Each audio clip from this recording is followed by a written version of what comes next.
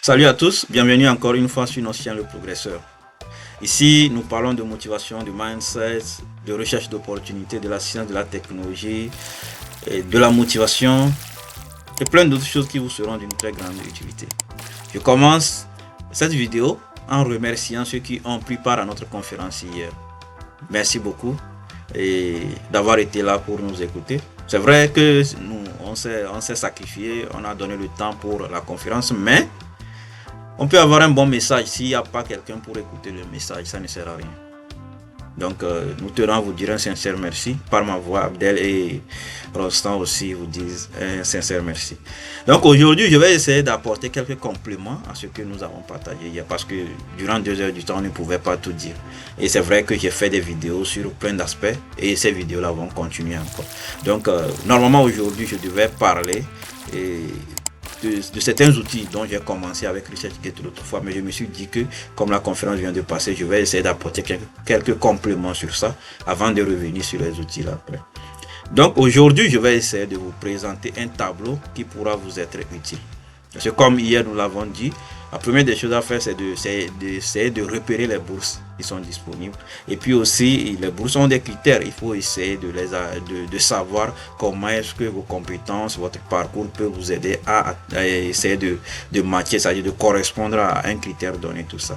Donc, j'ai essayé d'élaborer un tableau pour vous aider, c'est-à-dire si vous arrivez à faire le tableau là, peut-être que ça va vous aider à collecter les informations le plus tôt possible et puis essayer de planifier quand et comment obtenir tel document ou comment le rédiger, ainsi de suite. Donc c'est l'objectif de la vidéo d'aujourd'hui. Alors on va essayer de passer à la présentation comme nous l'avons dit hier durant notre conférence. Quand vous allez pour chercher les bourses, il est très important de connaître les critères. Donc dans ce tableau, vous allez voir que j'ai résumé quelques éléments qui vous seront vraiment utiles. Comme nous l'avions dit, il faut forcément faire un lien entre les objectifs de l'institution qui offre la bourse et votre projet ainsi que votre parcours. C'est très important. Donc vous allez essayer de réserver une colonne pour parler quel est l'objectif principal de l'institution qui donne la bourse en fait. Si c'est-à-dire l'institution vise les objectifs du développement durable, donc vous allez essayer de mentionner ça. Maintenant, quel est le lien avec vous, votre candidature? Est-ce que dans vos travaux, est-ce que c'est lié à un aspect des objectifs du développement durable? Donc il faut le mentionner. Et si possible même, il faut essayer de mentionner c'est quel objectif. Vous voyez? Si c'est l'objectif 7, l'objectif 2, l'objectif ça dit 12, ça dépend en fait de ce sur quoi vous êtes en train de travailler. Donc après avoir parlé par exemple ici moi j'ai mis le lien avec les retombées de mon projet en termes de lutte contre le changement climatique. Maintenant le changement climatique, il y a un numéro des objectifs du développement durable qui sont liés à ça. Donc vous allez essayer de mentionner ça. Après ça, maintenant il faut essayer de voir les critères d'évaluation. Comme nous l'avions dit aussi, les critères d'évaluation, ce n'est pas seulement la moyenne académique, ce ne sont pas seulement les notes que vous avez obtenues, mais il y a d'autres éléments aussi. Donc ici, par exemple, le critère, la qualité du dossier académique en fait. Ça, là, on veut parler des résultats universitaires. Est-ce que vous avez déjà eu des bourses, des distinctions, des prix de reconnaissance, et la formation que vous avez faite aussi. Ça va jouer. Maintenant, vous allez essayer de voir quel est le critère, c'est-à-dire quel est le pourcentage qu'on accorde à ce critère en fait. Vous voyez. Donc vous cherchez le pourcentage accordé à ce critère. Parce que ça va vous permettre de voir si le critère est très élevé et que vous avez des prix pour lesquels vous n'avez pas des preuves de distinction. Peut-être que vous allez essayer de faire la demande pour les avoir s'il le faut. Ouais. Maintenant, à part ça aussi, il y a d'autres critères, l'originalité et le potentiel de contribution à l'avancement des connaissances. C'est-à-dire, là, on va vers le projet de recherche en fait. Donc le projet de recherche, vous devez essayer de prouver l'originalité de ça, avec le lien avec les retombées anticipées dans le domaine, en quoi ça va faire avancer le domaine. Vous devez essayer de faire le lien. Et vous pouvez aussi mentionner ça là-bas aussi. Vous voyez. Il y a l'aptitude à la communication et au leadership. Vous devez montrer en quoi vos aptitudes à la communication et au leadership doivent, c'est-à-dire correspondre à la vision de l'institution qui offre la bourse. Je ne sais pas si vous comprenez un peu. Donc, vous devez essayer de prouver ça, en fait. Maintenant, il y a l'engagement communautaire. Vous devez, si par exemple, si c'est une bourse qui encourage plus l'engagement communautaire, essayez de voir est-ce que vous avez des choses, c'est-à-dire des réalisations qui peuvent aider à tester ça. Donc, vous devez essayer de faire le lien et essayer de mentionner ça, en fait. Après, maintenant, il faut aussi voir quels sont les documents dont vous aurez besoin. En parlant des documents, la première des choses sont les relevés de notes officielles et les diplômes. Les attestations ne sont pas des diplômes. Donc, il y a des endroits où on va accepter les attestations, mais il y a des endroits où on va vous exiger le diplôme. La plupart du temps, les gens font l'erreur de se limiter à l'attestation. Il y en a même qui ne savent même pas que après l'attestation, on peut avoir un diplôme. Alors que sur l'attestation, c'est écrit attestation de diplôme. Ça veut dire que ce n'est pas le diplôme qui est l'attestation.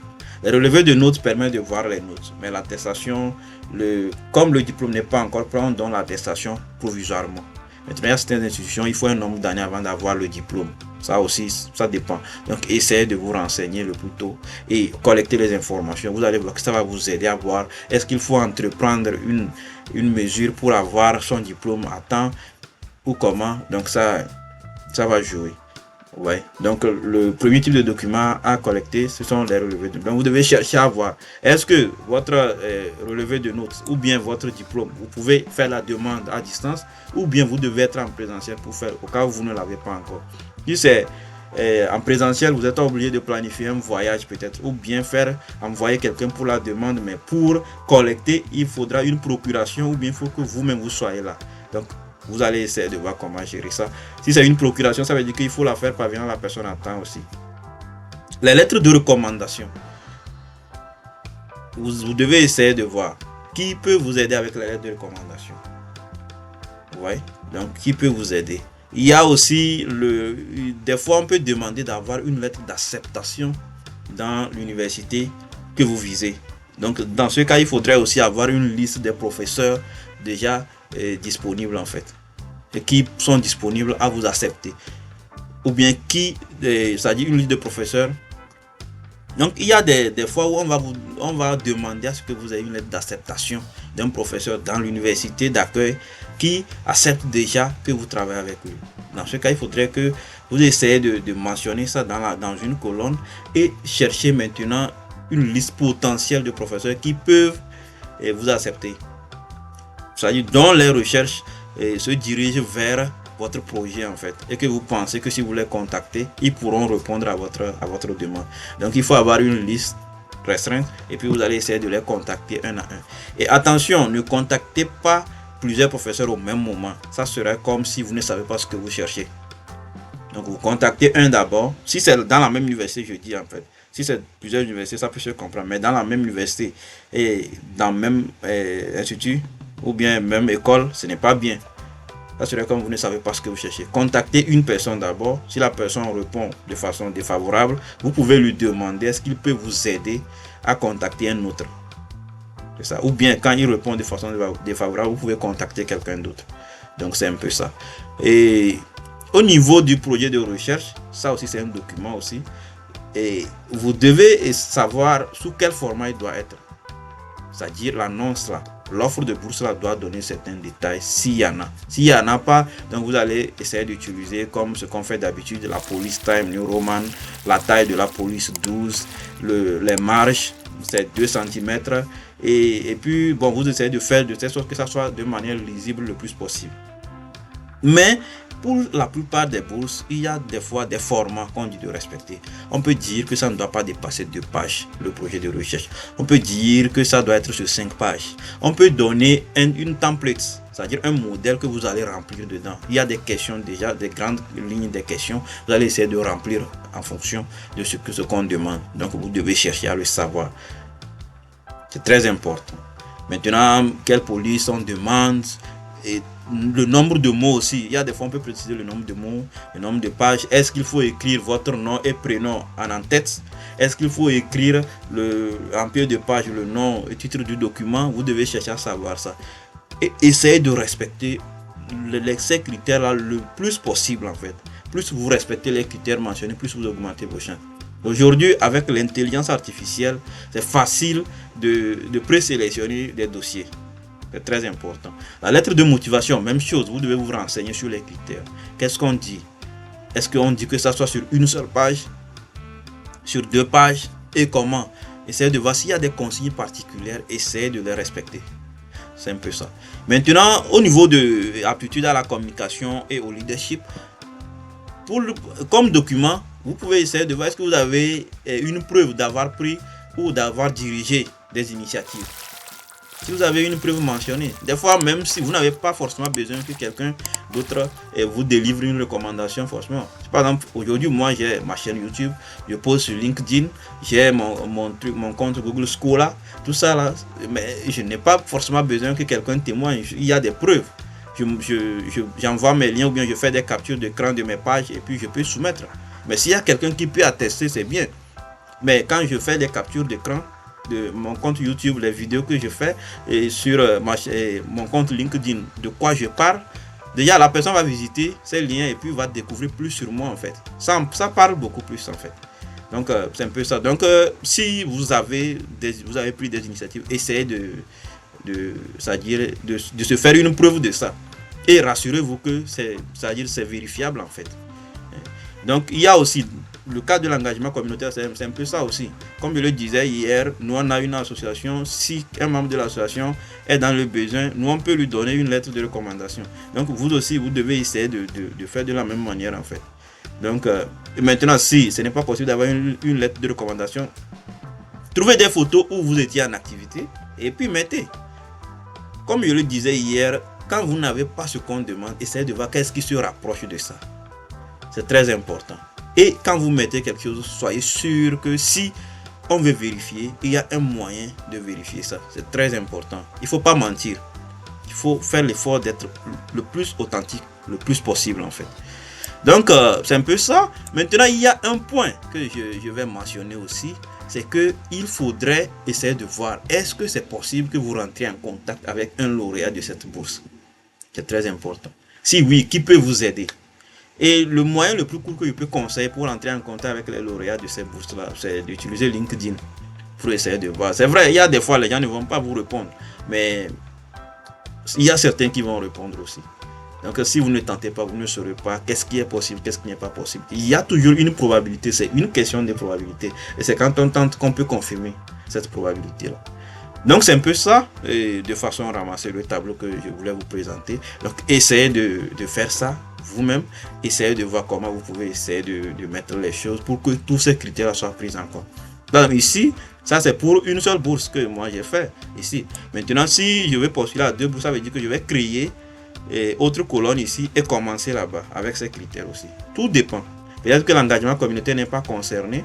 Donc, je mets non, ce n'est pas concerné. Maintenant, c'est que ça va vous permettre de commencer à réfléchir comment collecter les documents. Vous n'avez pas besoin d'attendre le moment de postuler d'abord. Déjà, hier, nous vous avons renseigné sur les types de bourses disponibles. Donc, déjà, vous pouvez commencer déjà à collecter les types de bourses et ainsi de suite. Maintenant, ici, il faut une première colonne pour mentionner le nom de la bourse. Donc, n'oubliez pas à quelle bourse vous devez mentionner le nom et puis vous continuez. Après, maintenant, une autre bourse, vous faites et puis ainsi de suite. Donc c'est un peu ça ce que je voulais partager avec vous aujourd'hui. Et surtout, essayez de faire le tableau chez vous. Essayez de le faire parce que ça va beaucoup vous aider en fait. Et comme nous l'avons dit hier, c'est la préparation, la persévérance. Oubliez le fait que vous soyez meilleur ou pas. Même si aujourd'hui on vous a déclaré meilleur dans votre institution, dans votre école, il faut essayer de mettre ça de côté un peu. Je ne dis pas de ne pas célébrer, attention. J'ai toujours dit qu'il faut savoir célébrer les petites victoires, mais il faut savoir la célébrer celle-là aussi en fait. Ce que je dis, c'est que même si vous êtes meilleur, essayez de ne pas trop s'attarder là-dessus. En célébrant, continuez à vous préparer en fait. C'est ce que je veux dire. Même si c'est aujourd'hui qu'on vous a déclaré meilleur dans votre institution, dans votre école, vous étiez meilleur il y a quelques secondes. Maintenant, c'est qu'est-ce qui va se passer après. C'est le plus important. Et ce qui se passera après, c'est souvent la préparation. Ce qui s'est passé avant peut vous aider lorsque vous avez la bonne information et que vous êtes au bon endroit. Mais si vous ne vous renseignez pas bien pour être au bon endroit, rien ne va se passer et vous ne ferez rien à personne. Ouais. Parce qu'au moment où vous croyez que vous êtes meilleur, vous ne savez pas comment les autres sont là-bas. Parce que c'est une compétition internationale. Les bourses, ce n'est pas pour un seul pays souvent. La plupart du temps, c'est que les gens postulent de différents pays, tout. Donc vous devez essayer de maximiser, vous devez essayer de ressortir les forces en vous qui peuvent vous soutenir pour vous mettre à l'avant. Et comme je l'ai expliqué hier, une compétition, un concours, ce n'est pas un examen. Un examen, il y a une moyenne quand tu réussis, mais un concours, c'est que on a un nombre donné qu'on cherche. Et puis tu peux avoir 19,50 sur 20, tu vas échouer. Parce que si on veut 20 personnes et que 25 personnes ont 19,15, 20 et que toi tu as 19,50, tu vas échouer.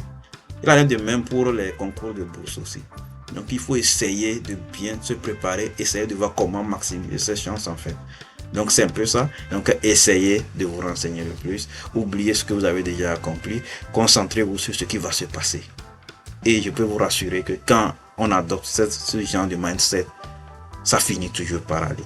Donc merci beaucoup. Si vous avez aimé la vidéo, n'oubliez pas de partager avec vos proches, partagez le lien et surtout likez, abonnez-vous et on va essayer de voir qu'est-ce qu'on peut continuer à partager avec vous. Que la semaine soit fructueuse.